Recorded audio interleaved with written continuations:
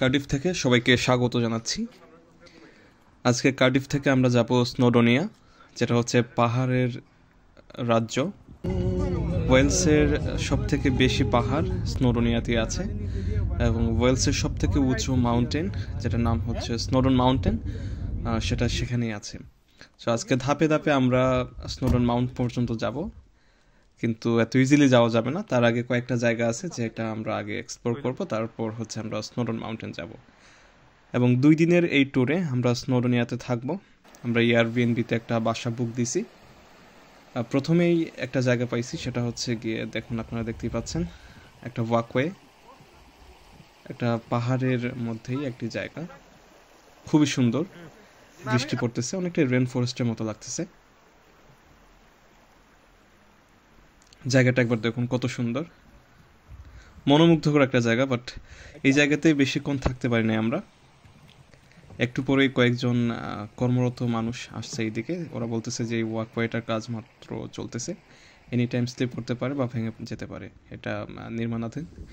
তাই বেশিক্ষণ থাকতে পারিনি এই সুন্দর জায়গাতে। বাট এই জায়গাটা দেখুন কতটা গাছ ছমছমে, অনেকটা ভয়ঙ্কর বটে। ক্যামেরায় কেমন দেখতে পাচ্ছেন জানি না, কিন্তু বাস্তবে অনেকটাই অন্ধকারের জন্য। হন্টেড মুভিতে আমরা যেরকম দেখি সেরকম। তো আগের যে ভিডিও ফুটেজে আপনারা দেখেছিলেন যে আমি আসলে একটা ওয়াকওয়েতে গিয়েছিলাম একটা রেইন ফরেস্টের ভিতর, বাট আনফর্চুনেটলি এই ওয়াকওয়েটা নির্মাণাধীন ছিল। এই জন্য দেখা গেছে যে ওইখানে যারা কর্মরত ছিল তারা আমাদেরকে মানা করে দিয়েছে যে এখানে আসলে হাঁটা যাবে না, এগুলো এনি টাইম স্লিপ করতে পারে বা ভেঙে যেতে পারে। তারপর আমরা গাড়ি ঘুরিয়ে এরকম একটা সুন্দর জায়গায় এসেছি। দেখুন একবার লেকটা কত সুন্দর। আমরা কিন্তু এখন অনেক উপরে আছি, অনেক উপরে, এবং লেকের অসাধারণ একটি লেক পাহাড়ের মধ্যেই। এ হচ্ছে আমাদের গাড়ি। এমন মানে একটা জায়গা থেকে আরেকটা জায়গা সুন্দর। যেতে যেতে আরেকটা ছোট্ট জনপদ পেয়েছি, এটার পাশেই হচ্ছে একটা ঝর্ণাধারা। দেখুন যে কত সুন্দর জায়গা, ছোট্ট একটা জনপদ পাহাড়ের মধ্যে, মানে গ্রাম আর কি, পাহাড়ের মধ্যে পাহাড়ি গ্রাম, বাট সব ধরনের ফেসিলিটিস আছে, মানে গ্রাম শহরের মতো অনেকটা।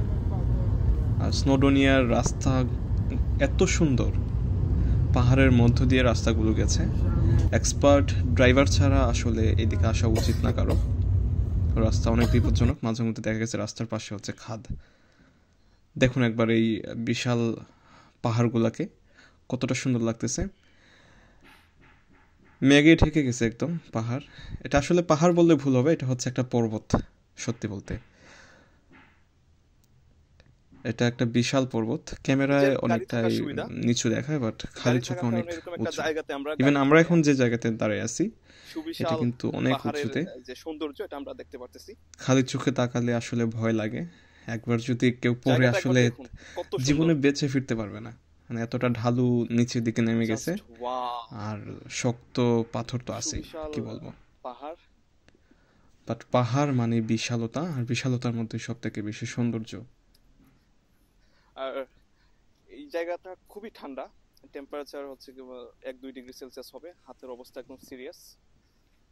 গাইস একবার দেখুন আপনারা এই জায়গার সৌন্দর্য, এটা আসলে বলে বোঝানো যাবে না। এই জায়গাটা এতটা সুন্দর, আর এতটা উঁচুতে আমি আছি। হ্যাঁ, গাড়ি গেছে। দেখুন উপর থেকে আমরা ড্রোন ভিউতে দেখাচ্ছি আপনাদের জায়গাটা কতটা সুন্দর। ওরা আসলে খুব প্ল্যান করে এগুলা করছে। দেখুন যে ছোট্ট রাস্তার পাশেই একটা গাড়ি পার্ক করার জায়গা, এখানে গাড়ি রেখে যারা পর্যটক আসে তারা আসলে দেখতে পারবে, এই জায়গাটার ভিউটা দেখতে পারবে। দেখুন কত সুন্দর জায়গা। পরন্ত বিকেলে আসলে এখানে যে আমরা ছিলাম, এটা আসলে মনে রাখার মতো একটা মোমেন্ট। তারপর আর কি আমরা চলে আসলাম আরও 1 ঘন্টা ড্রাইভ করে স্নোডোনিয়া শহরে। এখানে আমরা এয়ারবিএনবি থেকে এই বাসাটাই বুক দিছি। অনেক সুন্দর একটা বাসা। আমরা মূলত 3 জনের জন্য বুক দিছি, বাট মানুষ হচ্ছে 4 জন। একজন এই সোফাতে আরামসে থাকতে পারবে। অনেক নীরব একটি শহর। তো পরের দিন আবার রওনা দিয়ে দিছি।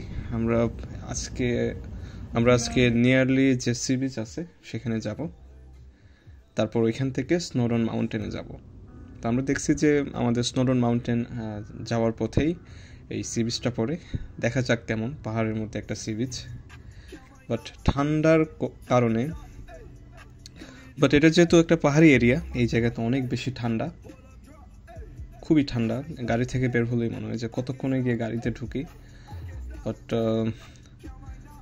সুন্দর জায়গা, কি আর করার, যে ঠান্ডা খেয়েও আমাদেরকে, ঠান্ডার মধ্যে আমাদেরকে দেখতে হবে, কারণ যেহেতু বের হয়েছি, যেহেতু ঘুরতে বের হয়েছি ট্যুরে, সো আমাদের মানে ঠান্ডাটা আসলে এতটাও মানে ইয়ে করা হয় না। পাহাড় কেটে এই টানেলগুলো নির্মাণ করা হয়েছে। দেখুন একবার, সমুদ্র আর বিশাল পাহাড়, দারুণ একটা অবস্থা। আর কুয়াশার কারণে আসলে খুব দূর একটা দেখা যায় না। দেখুন সাগরের দিকে তাকান একবার, মনে হয় যে উত্তাল অবস্থাতে আছে। এখন ফেব্রুয়ারি মাস,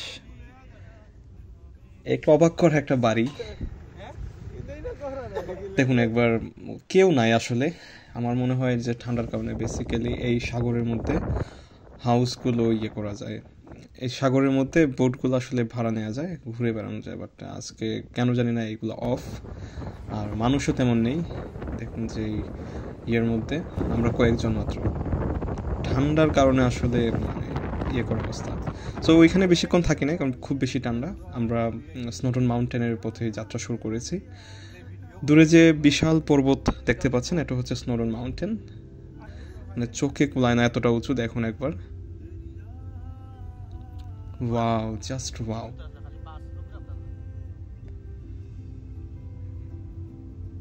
এটা হচ্ছে ওয়েলসের সর্বোচ্চ উচ্চতার একটি পর্বত। এটির উচ্চতা হচ্ছে 1085 মিটার, অনেক উঁচু।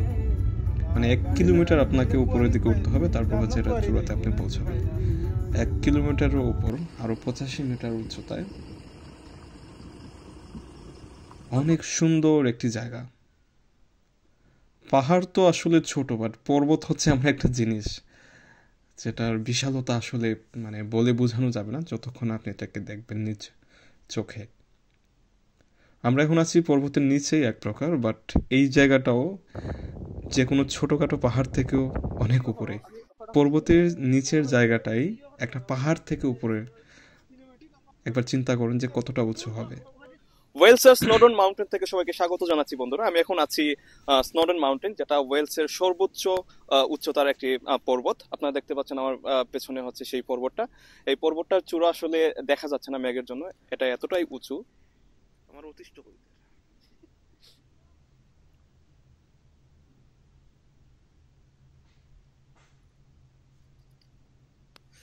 চারিদিকে ভঙ্গুর পাথরে মোড়ানো এই মাউন্টেন চড়াটা আমাদের জন্য বিপজ্জনক হয়ে যাবে। আমি আসলে রিস্ক নিতে চাই না, বাট এই পর্বতের সৌন্দর্য আসলে বর্ণনা করে শেষ করা যাবে না, এতটা সুন্দর।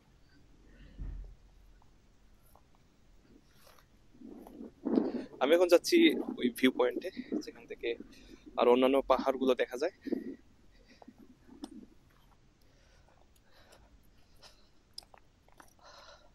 পৃথিবী আসলেই সুন্দর।